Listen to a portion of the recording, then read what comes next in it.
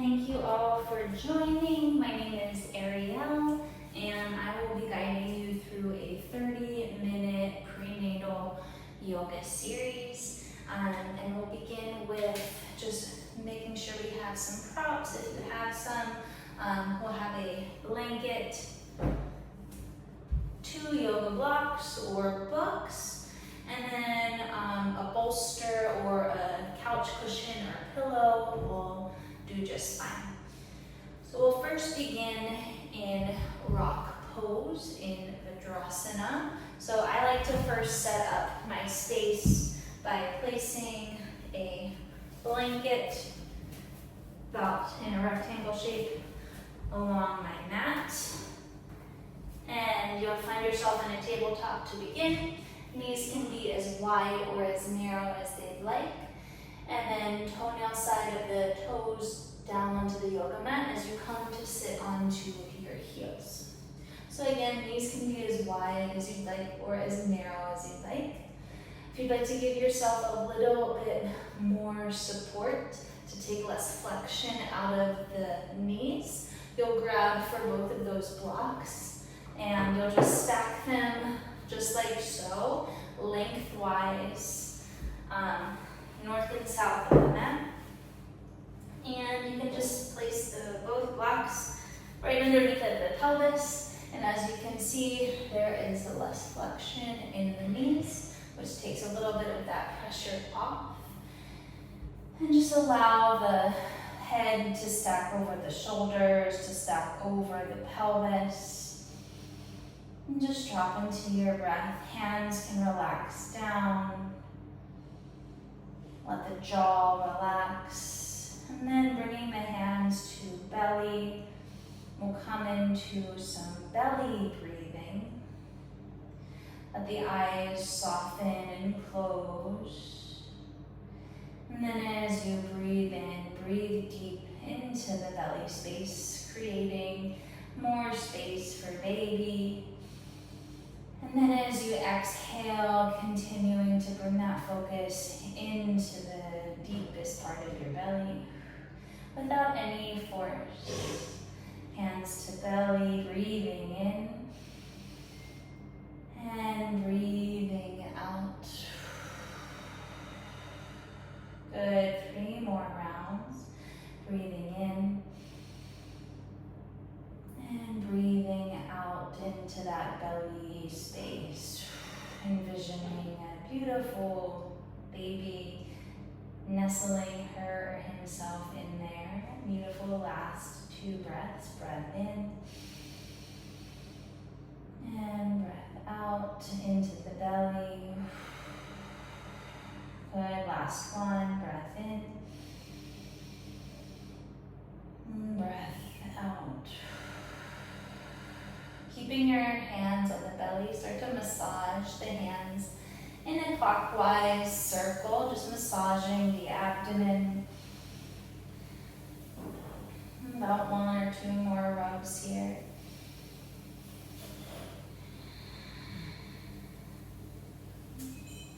And then letting the hands drop down. You'll come into a tabletop to remove any props.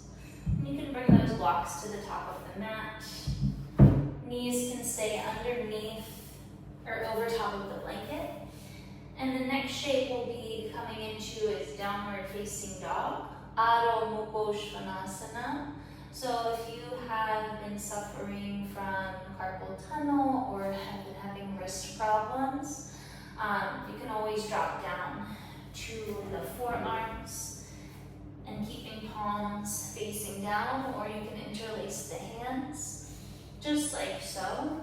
You can stay like this if that feels good.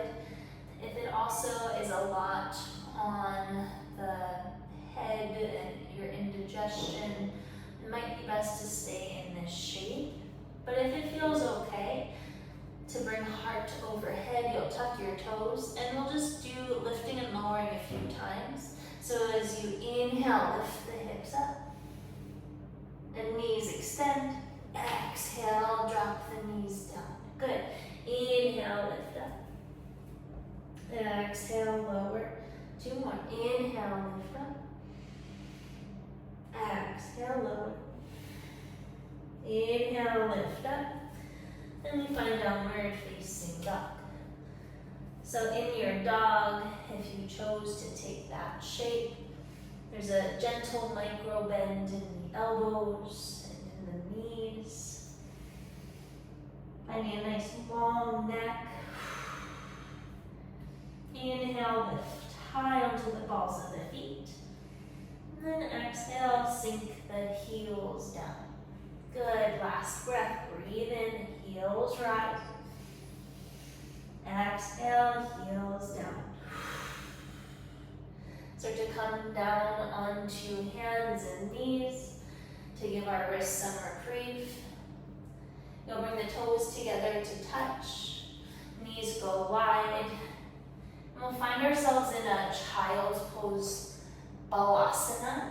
So you can take traditional child's if that feels good in your practice today, where the hips draw back, arms reach out in front of you, and forehead rests onto the earth. If you'd like to find a little bit more support, again, if you're having indigestion issues, it might be best to keep heart and head in the same plane. So I like to bring my bolster right in between my thighs. Again, these can be as wide as feels good. Take a nice big breath in vertical. And then as you exhale, start to walk yourself forward as you gently rest your torso or the belly onto the bolster. You can bring one cheek to the bolster and let everything go. Focusing on tuning into the inner femininity of the practice. And just trusting that whatever shape you take is beneficial for you and baby. If you have one cheek to bolster, please flip it.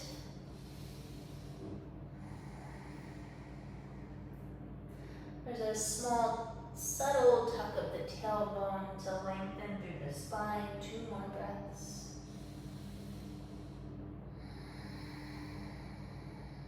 Breathe in, find more length head to tail. And then exhale, empty completely. Start to walk your hands up towards the thighs. You can remove any props. And then extend your legs out in front of you and give them a little shake and scrub all that energy, that stagnant energy down. And then we'll come into mountain pose, Tadasana. So after we gave our leggies a little stretch, you can come into a tabletop again. And bringing hands to hips, stepping 1 foot forward, and then the other foot, option 1 if you'd like. Other way to get into mountain pose from table, you can step 1 foot forward, wide of the hand, and then step the other foot forward. So just finding whatever feels good for you in your mountain. In your mountain, you can be a little bit wider, and it's okay if the heels draw in, toes out. Drawing the weight into the heels, finding a nice vertical line of energy, sprouting through the top of the head. You can bring hand to belly to connect more with the baby.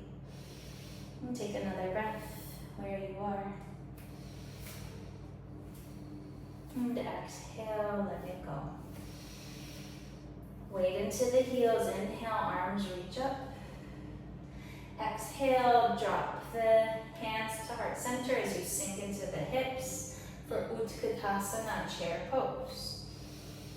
Weight into the heels, subtle tailbone tuck down, heart rises.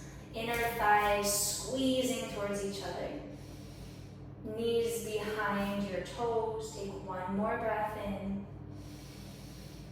And a breath out. Inhale, circle the arms up, stand tall. And then as you exhale, it's a forward fold, feet wide. Take a nice inhale to lengthen your spine in a halfway lift. And then as you exhale, bring your hands to blocks. You'll keep the right foot wide so the hands are inside of the right leg. As you step the left foot back, drop the left knee down. So the right foot is wide, both hands on the inside of the right knee to allow space for baby. But if you're early on in pregnancy and keeping the foot between the hands is good, you may do so. But for this purpose, we'll keep the right knee wide and then drop into your lunge. The right knee is stacked over the right ankle. And take a nice breath in where you are. And exhale. We'll find a little bit more stability here. If you'd like to bring the left knee directly under the left hip, you'll walk your hands up the right thigh. So we come upright in our lunge and just finding a more stable shape here. Squeezing the thighs in, both hip points dialing towards the front of the room. Heart lifts up. Inhale, reach the arms up high. And then exhale, fly the arms down like airplane. Good, 2 more. Inhale, lift up. And exhale, fly the arms down like airplane wings. 1 more. Inhale, lift up. And exhale, fly the arms back. Inhale, reach the arms up. Low lunge. And then as you exhale, bring the hands to the inside of the right foot. Tuck the left toes. Pick the back knee up. And then you'll surf your way into a wide-legged fold. Just to come into goddess. So heels in, toes out. Knees over ankles. Hands can drop to your thighs. Or you can bring them to Anjali Mudra, heart center. And in this shape, for the first time, I just kind of like to sway side to side. It just feels good in my body. So decide if you want to stay stagnant here, or if you want to find some fluidity, some feminine movement, please do so. Last cycle of your breath. And exhale, let it go. Stand all the way up tall, arms reach up. And then as you exhale, forward fold, parallel the feet, grab for your blocks. As we surf to the back of the mat, you'll keep the hands inside of the left leg, so the left leg is leading at the back of the mat. You'll drop the right knee down, blocks under hands, left knee over left ankle as we come into this low lunge. So you can decide the degree of stretch here as you drop the left knee forward. Heart is strong. And if you'd like to find that other variation before, you'll bring the right knee under the right hip. Left knee over left ankle as you start to walk your hands up to a vertical lunge shape here. You can always tuck the back toe for even more stability. But finding more of 90-degree angles, this might feel good and you might stay right here, which is perfectly fine. Or arms reach up as we breathe in. A little bit different this time as you exhale, cactus, the arms squeeze into the elbows, shoulder blades. 2 more, inhale, reach up. Exhale, cactus, squeeze the shoulder blades, heart rises. 1 more, inhale, reach up. Exhale, cactus. Inhale, reach the arms up high. And then exhale, hands to the inside of the left foot. Again, making room for baby. Tuck the right toes.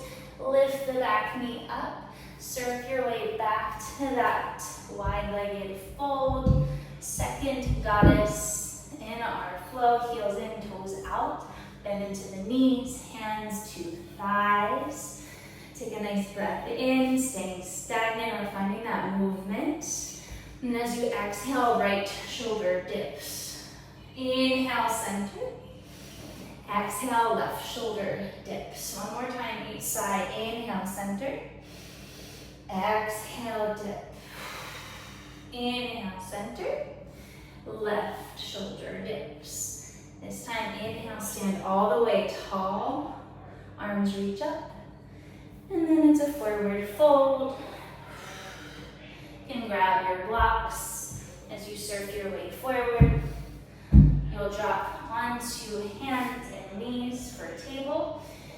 And then we'll come into garland pose Malasana. So if you are more than 28 weeks pregnant and also don't know the positioning of baby, meaning if baby is butt down, breech, it's best if you stay in a butterfly pose for that. So the soles of the feet come together to touch, knees wide, head stacked over shoulders, shoulders stacked over hips, and the blocks go under the thighs for additional support. So if you're not sure of baby's positioning, please take this shape. If not, we'll come into garland pose from tabletop. You can have the blocks close by. Start to walk your hands back towards your knees, and then start to widen the feet as you sink the hips and pelvis down, heels in, toes out. You can keep hands on the earth or hands to heart center. So if your heels don't touch the ground, you can slide a rolled up blanket right behind your heels. Staying upright. Think about squeezing the inner thighs, pressing the elbows into the thighs at the same time. And the reason for the baby being breech and not being the greatest shape for this pose is that it just drops the baby more into the pelvis. So we don't want to do that if baby is not in correct positioning. Take 2 more breaths. Breathe in.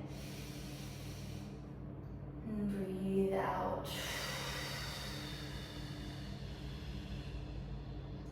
If you're in garland pose, hands to the earth, send your hips up. Take a nice forward fold. Feet are super wide. And then from here, we'll all come back into a tabletop. And then if you are in that butterfly shape, you'll come into tabletop to meet with all of us. We'll take 1 inhale for cow, dropping the belly, lifting the heart. And then as you exhale, curl and round the chin for cat. Good, rounding through the spine. One more time, inhale, gently lower the belly without force. And then exhale, curl and around. And then finding a nice neutral position here in table. We'll come into an easy seat for our Sukhasana. So we'll just make sure we have everything set up for that. So in my Sukhasana, I like to place my blanket, same in that rectangular shape. I grab my bolster, and then I set it just like so, just to prop my pelvis up. And we'll come into an easy seat. It doesn't matter which ankle is crossed in front, but you'll find that nice easy seat. If you'd like to have just the added support, again, you can place blocks underneath of the knees. And we'll find ourselves in Yoni Mudra. So Yoni Mudra is a mudra that stimulates the womb. Again, it's another mudra that kind of cultivates the feminine energy that I've been trying to cultivate in this sequence. So we'll have our hands in prayer to start, and then fingertips will then point down. You'll bring the hands beneath the navel a little bit, and then we'll keep the pointer and thumb connected as you curl the middle index and pinky in towards the belly button. So we find this kind of like yoni shaped mudra with our pointer and thumb. And then this mudra rests just in front of baby, and you can close your eyes. And while you sit in Sukhasana, can you equally distribute the sit bones? So 50-50 on each side, finding a sense of ultimate femininity. And here you may envision what your birth may look like for your baby, how you plan on focusing on breathing, and really finding yourself in a state of calm.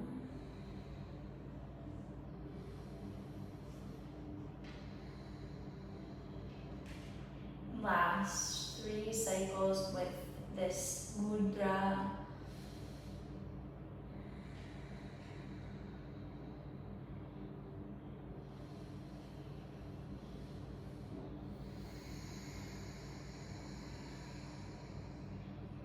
Last cycle of breath, breathe in through the nostrils. And exhale, release the mudra, let it go. You can take some pelvic circles, a little Sufi grind. Good. You can actually cross the other ankle in front if you feel uneven. Come back into that Sufi grind. Maybe finding cats and cows, whatever feels organic to you as we prepare ourselves for our final rest. So take another moment to circle it out.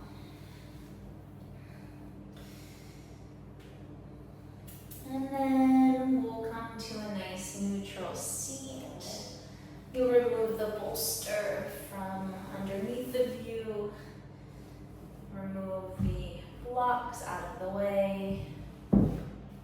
And if you are 28 weeks or less, being pregnant, lying on your back is perfectly fine in traditional Shavasana, corpse pose, where you lie completely flat. If you are 28 weeks or more, it's safe to lie on the left side of the body. So I will keep this blanket just as it is, and I'll start to lay onto the left side. Please grab your bolster if you have it. You don't need it, but it's really lovely to place the bolster in between the thighs, kind of curled up in this fetal position. And then you'll slowly lie down onto the left side. If you have a block, you can place a block underneath the left ear. Maybe the right hand holds baby, holds belly. And let the eyes close as you come into your final resting shape.